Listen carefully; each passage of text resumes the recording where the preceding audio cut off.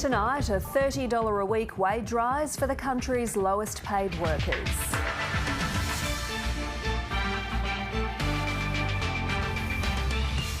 Investigations into a suspected murder-suicide in Albany Creek. Police repeatedly called to the property in recent days. The fans turning out for the Matildas' last match on home soil before the Paris Olympics. And slip sliding away, a large section of Inskip Point disappears. Good evening, Jessica Van Vonderen with ABC News. We begin with breaking news. Police have charged a 70-year-old bus driver over a fatal crash in Brisbane CBD 3 months ago. It's alleged the Brisbane City Council bus was travelling along Edward Street on March the 8th before it mounted the curb and struck Tia Cameron. The 18-year-old was pinned against a wall and died at the scene. The driver has been charged with careless driving causing death and is due to appear in the Brisbane Magistrates Court later this month. More than 2.5 million Australians are set for a pay rise next month after a ruling by the Fair Work Commission to raise minimum and award wages. It puts about an extra $30 a week into the pockets of full-time workers, but industry groups warn some businesses will struggle to afford it. Millions of workers like Danielle Maston are getting a pay rise. I'm averaging about 30 hours a fortnight because I'm studying full-time as well. So overall, money-wise, it's a good thing to be getting paid a little bit extra. Like 2.6 million other workers, Danielle is set to pocket an extra 3.75%.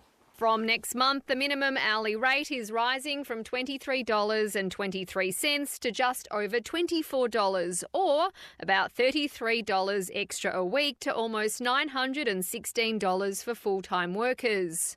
Modern award minimum wages remain in real terms lower than they were 5 years ago. Unions are disappointed the Commission isn't boosting wages by more, but it says that low-paid workers will also benefit from the Stage 3 tax cuts. A mid-level community worker will be $3,200 a year better off. An entry-level retail or hospo worker will be $2,600 a year better off. But industry groups say the Fair Work Commission's ruling goes too far, with retail and hospitality sectors battling rising insolvencies. It tests the acceptable limit for business, particularly for small business. This outcome does not give us a higher inflation track than we already had. We continue to see inflation coming down through the second half of this year. Unions were pushing for an extra increase to the awards that cover female-dominated industries like early childhood educators and dental assistants, but the Fair Work Commission has held back and instead has announced a review. The Commission have now set down a process with timelines, prioritise the most feminised awards, and we will see a shift. A push for fairer work. Amelia Terzon, ABC News. A lack of supply is being blamed for another rise in Brisbane home prices, making it the second most expensive capital city in Australia to buy a property. And with rents also climbing to a national high, Brisbane is cementing its reputation as one of Australia's most expensive places to live. Attending open homes has become a weekly ritual for friends Oliver Pratt and Chris Bryant.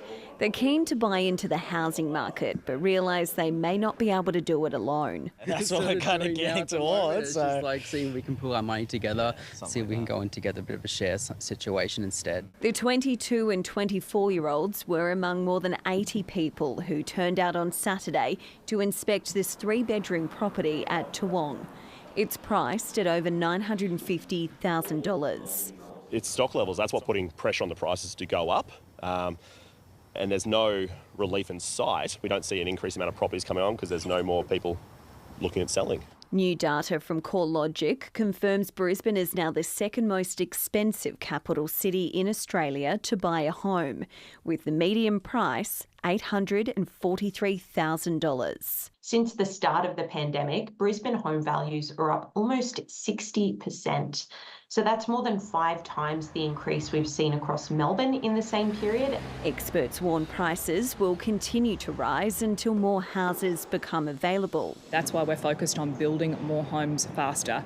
We need more affordable homes in well-located areas close to public transport and services. Brisbane is cementing its reputation as one of Australia's most expensive places to live on 2 fronts.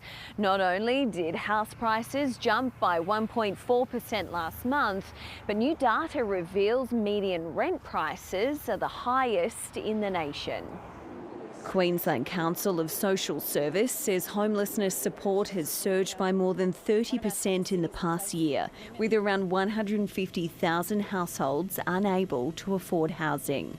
Queensland is still, sadly, at the top of a ranking where you don't really want to be. Rents have been rising faster than in most other parts of Australia. House prices the same. With an election looming, calls for action grow louder. Liz Gwynn, ABC News. Police are still piecing together the events leading up to a suspected murder-suicide north of Brisbane. Authorities say 46-year-old Martin Fowler discharged a number of shots at a home in Albany Creek on Sunday evening. Mr Fowler, who was a registered gun owner, and his 77-year-old aunt, Lois Witt, were both declared dead at the scene. Police say they'd been called to the property a number of times in the past few days. Mr Fowler's 88-year-old mother, who was in the house at the time of the incident, was not injured. The 88-year-old female is assisting police with their inquiries, and as I explained, this is a tragic incident and we are assisting the family to the best of our ability. It was one of Australia's most controversial missing persons cases.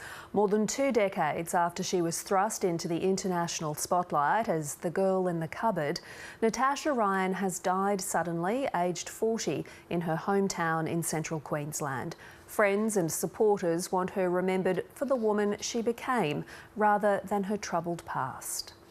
Natasha Ryan was just 14 years old when she went missing in 1998. It's so hard just to keep up this positive attitude, you know, she's out there, she's safe. Notorious serial killer Leonard John Fraser was charged with her murder, but during his trial in 2003, police received a tip-off she was still alive. They raided the Rockhampton home of her boyfriend Scott Black, and she was found inside a cupboard in the home she'd spent almost 5 years hidden. This was truly an unusual and extraordinary set of circumstances, one that I don't believe has ever occurred in the history of the criminal justice system in Queensland, certainly not that I'm aware of anyway. On Sunday, police confirmed Natasha Ryan, known to friends as Tash Black, had died. Her death is not being treated as suspicious. In tributes on social media, Tash Black is being remembered as a warm and kind person who had an infectious smile. Friends are urging the public to remember Miss Black for who she became, a skilled nurse and a mother to her 4 children, and not for being the girl in the cupboard. It's very sad for the family and the loved ones of the Ryan family, so it's a difficult time. Her former publicist agrees. She's had a great life. I just only wish it wouldn't have finished so early. The third and final chapter in this tragic event was the loss of her life at such a young age. Scout Wallen, ABC News, Rockhampton. And if you or someone you know is experiencing distress or depression, please contact Lifeline on 13 11 14 or get in touch via their website. A 30-year-old woman's body has been pulled from the rubble of a house that exploded in Sydney's west on Saturday. May Jasmine was unaccounted for following the explosion near Mount Druitt. After an extensive search, her body was found in what's believed to be the kitchen in the early hours of this morning. Her family released a statement thanking emergency services for their tireless efforts. 5 other people were injured and several other properties were damaged in the blast. Locals reported smelling gas in the lead up to the incident. An urgent investigation has been launched. The Immigration Minister has conceded he was incorrect to claim drones were being used to monitor people recently released from detention. More than 150 people are now in the community after the High Court ruled in November that indefinite immigration detention for people with no reasonable prospect of deportation was unlawful. The group includes serious convicted criminals, and some are being monitored with ankle bracelets. Andrew Giles said last week that drones were also being used by authorities to keep track of them.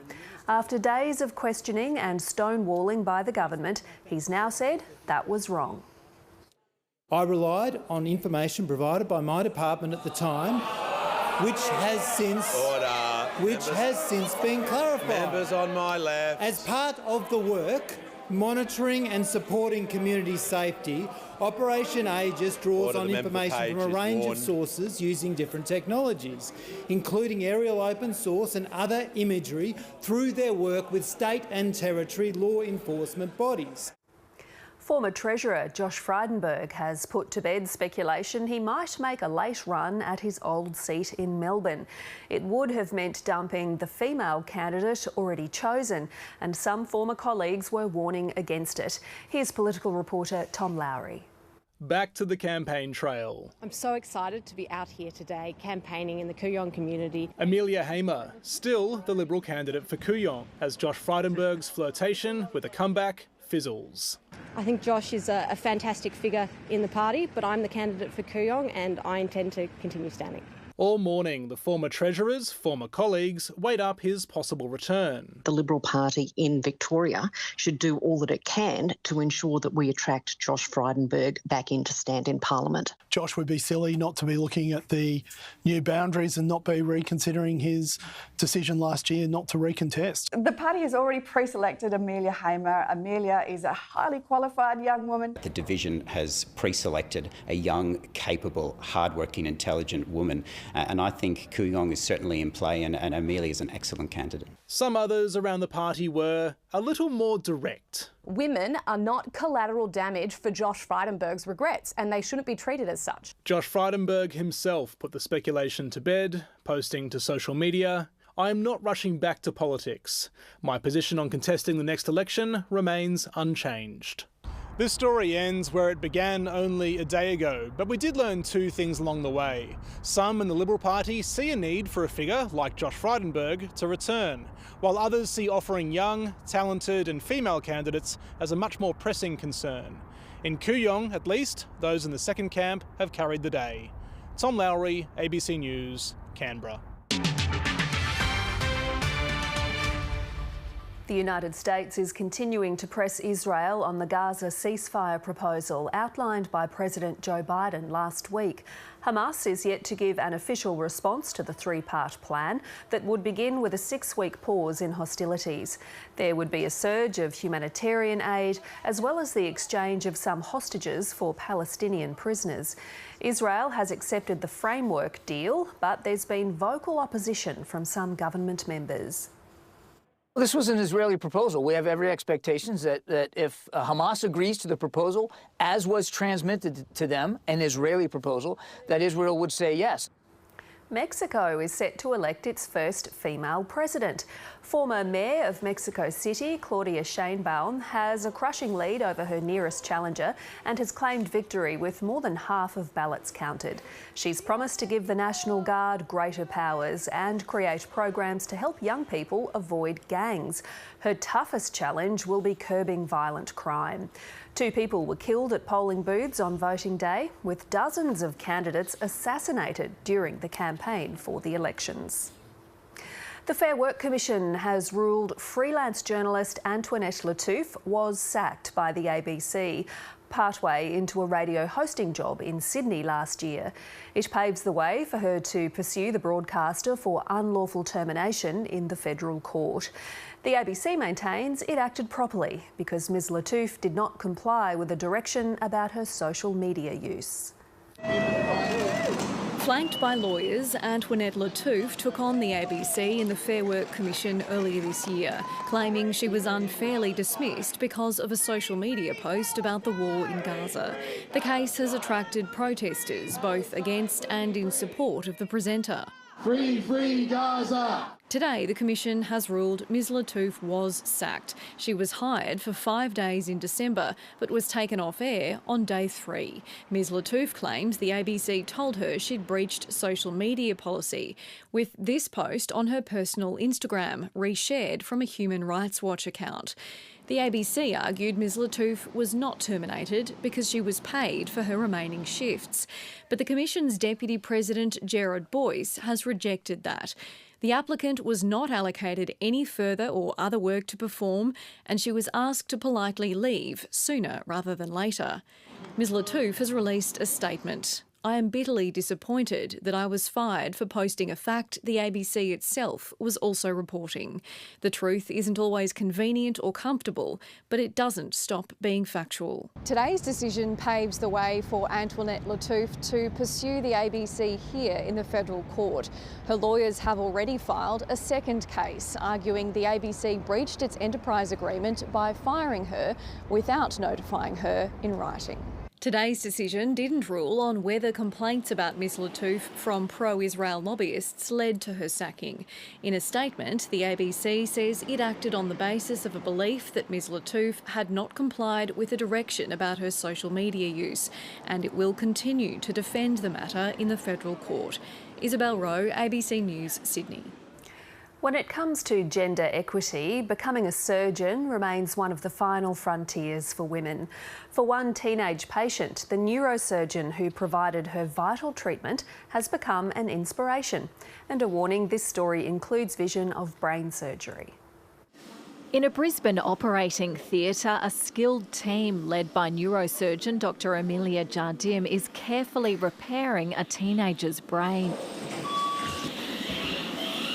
The otherwise thriving 16-year-old was born with a tangle of blood vessels known as an AVM. We isolate the abnormal blood vessels and clip them out of the circulation.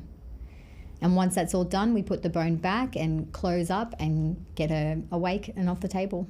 Just weeks after the operation, Harlow Perry Kewen is home recovering. People take their health for granted, and it's really something that we're lucky to have. If you get to leave hospital healthy with a almost, complete recovery, you're one of the lucky ones. 4 years ago, this was the moment Harlow's brain started bleeding at a school swimming carnival. My friends had been filming because I thought, this is hilarious, she's such a bad swimmer.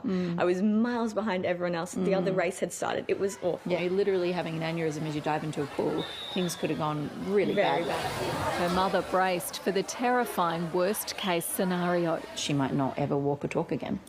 But the recent operation was a success.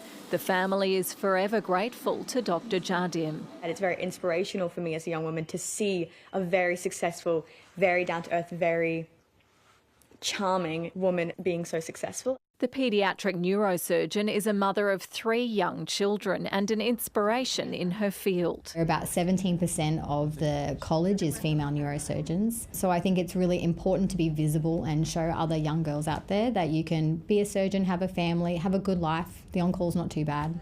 Harlow says the experience has given her the gift of perspective. Emma Pollard, ABC News, Brisbane. Hundreds of thousands of Australian households are being charged electricity prices based on their single biggest point of usage across an entire month. An ABC investigation has found some residential customers are being moved to so-called demand rates without being told, and they aren't able to opt out. That's led to claims that power firms are using sneaky tactics to gouge customers.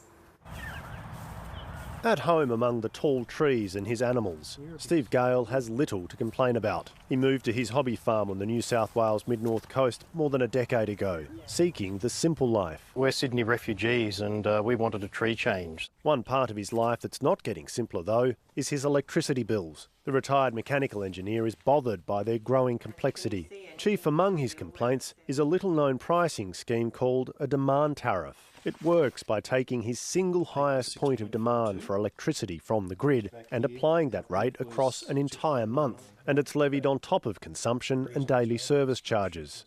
It's quite a shock to suddenly see that on the bill.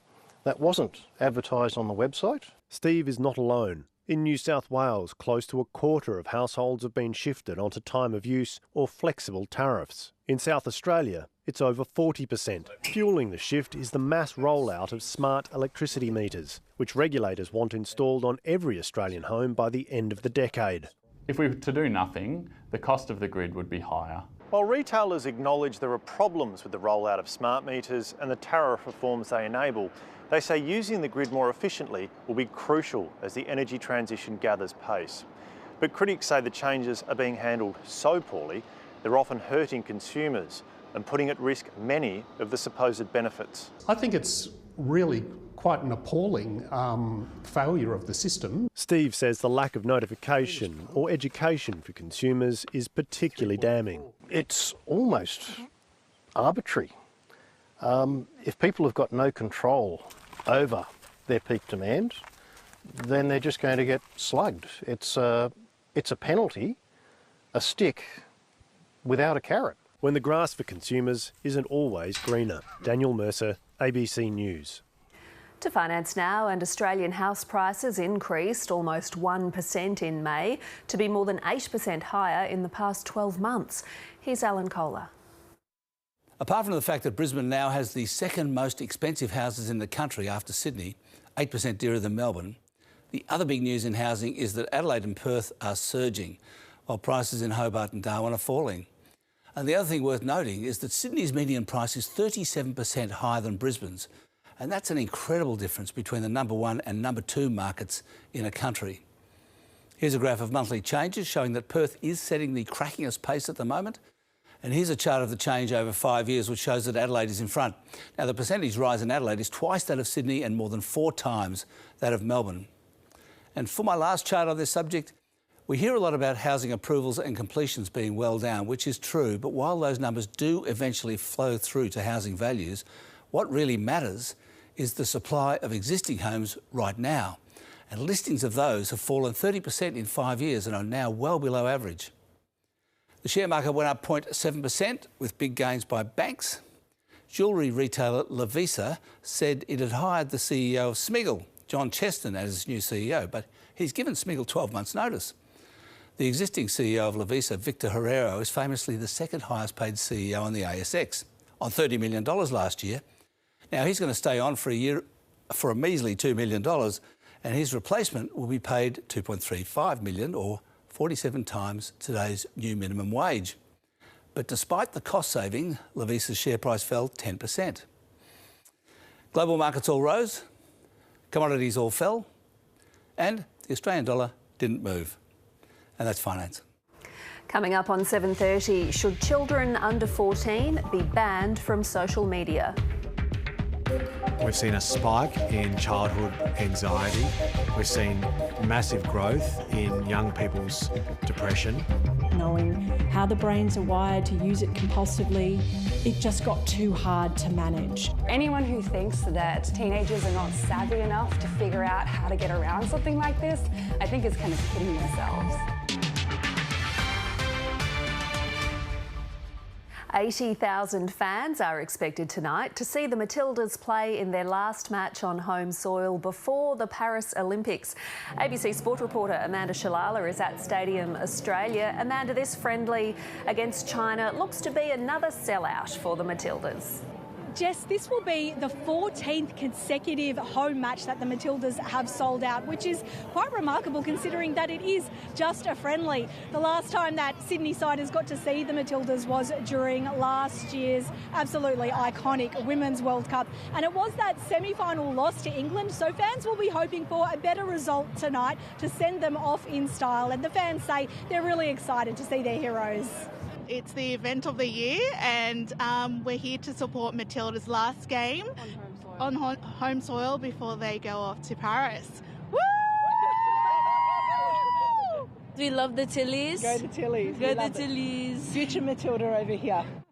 And Amanda, tonight will also be the last chance players will get to book a ticket to Paris.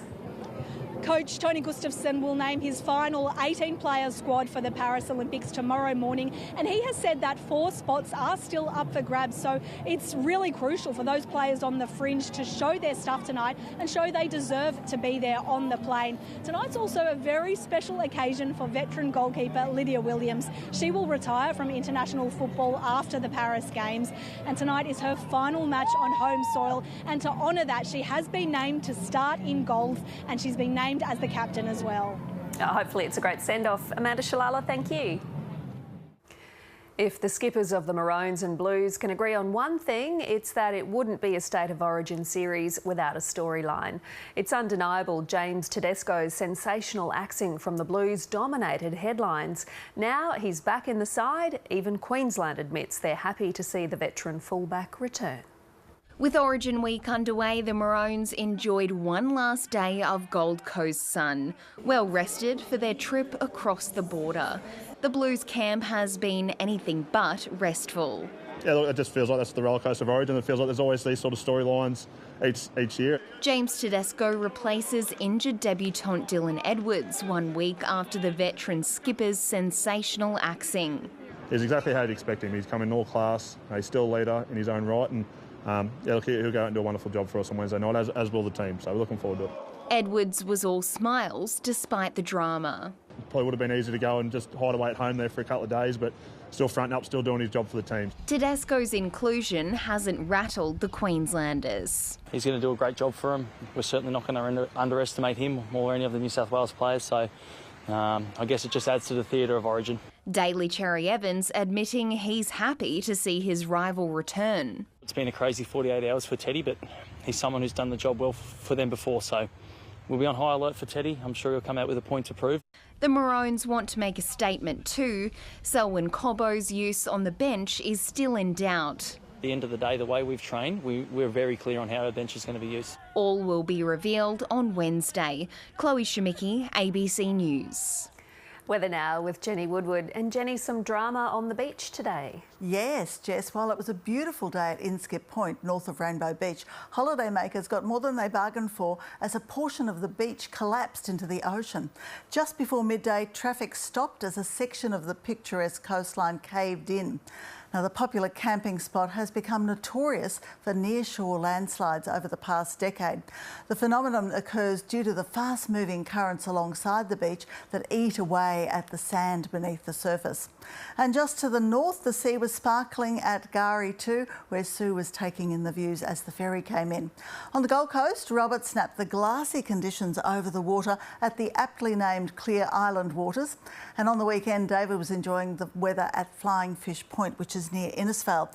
And Humphrey was bounding along Gary's Crossing in Charleville. Thanks, Kirsty. Well, no rain to report today after some very light showers around the southern border overnight. It was a very cold start to the day, 1 degree in Mitchell and Stanthorpe, and you can see that that cold air has pushed all the way up to Winton on 4 and Mount Isa on 4, and Burketown was a chilly 8 degrees too. Today, Applethorpe had a top of just 12 degrees. Currently in Brisbane, 15 after reaching 20 this afternoon. Ipswich 3 below average this morning on 4. Onto the satellite, and the high cloud is starting to move into the southwest, but the cloud is actually more impressive than the rain. Currently we've got a rain band over South Australia and another small patch over the Territory. Overnight, the system brought 100 millimetres to the northeast parts, that is, of Victoria. That's the remains of that low pressure system. Well, more showers are expected in the centre tomorrow with 17 the top, only 14 degrees for Melbourne and light showers for Hobart, and Canberra's going to have an early frost and fog.